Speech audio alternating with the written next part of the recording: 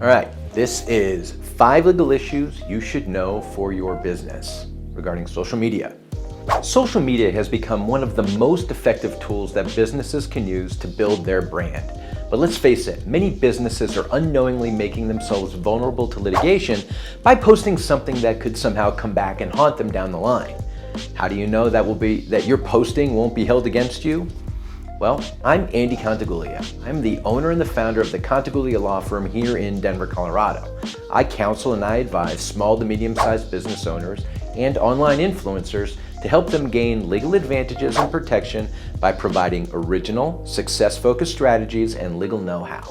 So let's sit down for some coffee, bagels, and legal to talk about the 5 risks to avoid when using social media for your business. All right, so break out your latte, slap some schmear on your bagel, and let's get down to business.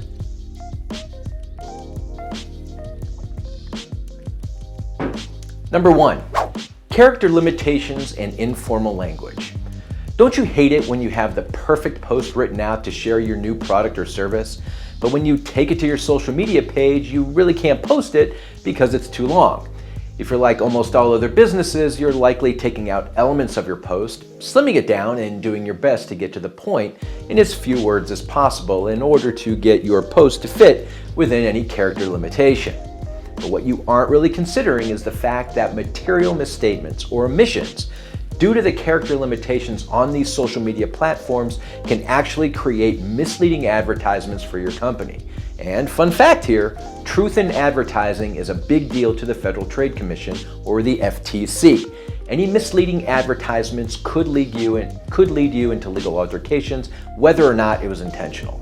So next time you're editing your post to make it fit a character limit, make sure to keep your words accurate and reflective of your actual product.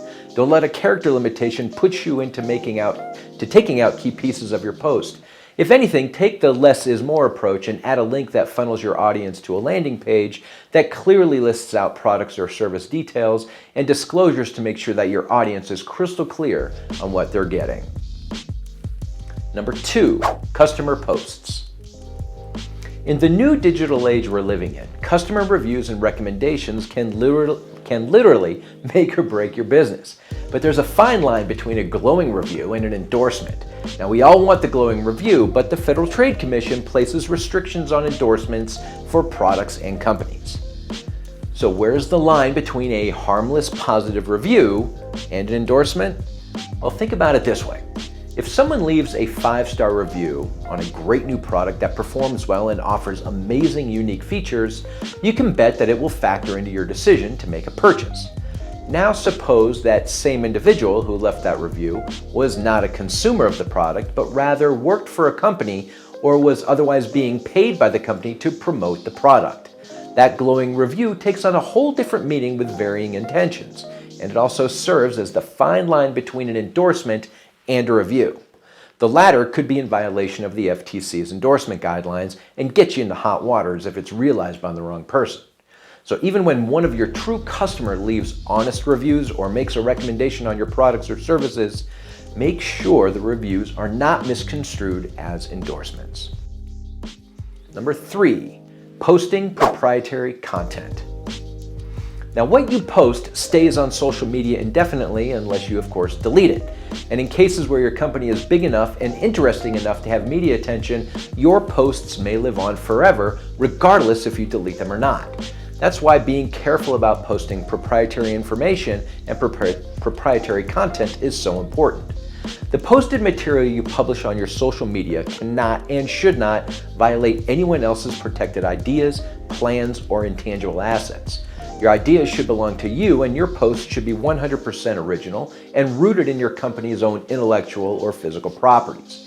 The problem here is that many people run their posts and ideas across the copyright or trademark catalog to make sure they're not infringing on someone else's intellectual property. So next time that you post, make sure you're mindful of what you're posting. If it's something that you think might have a copyright or a trademark or something, make sure you double check to make sure that you are in the clear before you post it. You should also be mindful of the site's terms of use. Do you ever actually read the terms of use that are set forth by the social platforms that you post on? For many, it's usually just a check the box and get on with it approach. After all, what could really be in there that would affect you?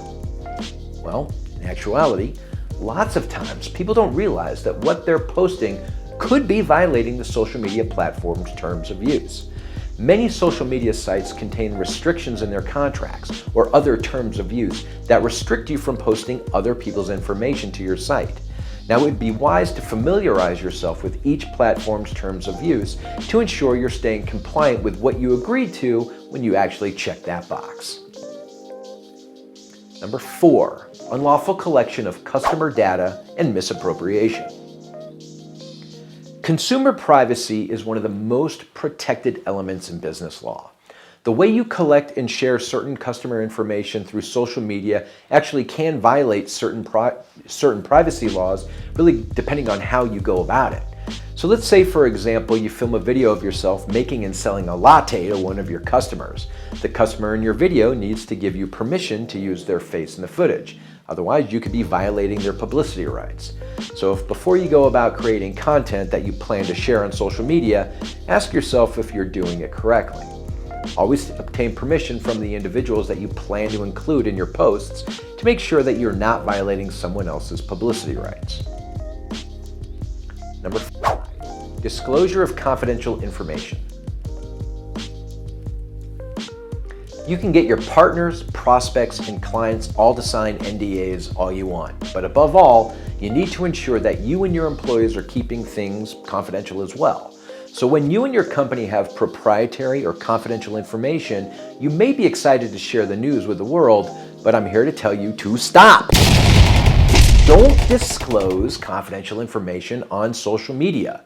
Making certain information public could really chip away at the confidentiality and the integrity of that information. The moment you disclose your company's confidential or proprietary information is the moment you are losing your right to that confidentiality. So do yourself a favor and don't give it away. If you're a business leader or an influencer that wants to ensure your marketing efforts are compliant with local and federal laws, I encourage you to subscribe to this channel and keep yourself informed of the legalities behind what you can and cannot do in a business. My goal here is to share content that will guide you in making sound business decisions and keeping your brand, operations, and overarching business protected for years to come. So if these tips were helpful to you, do me a favor. Like this video, and again, click the subscribe button below. Feel free to also drop any specific topics that you'd like to know more about in the comments, and we'll see what we can do to incorporate your questions into our next video. All right, I'm Andy Conaguglia, and until next time, remember, don't skip the legal.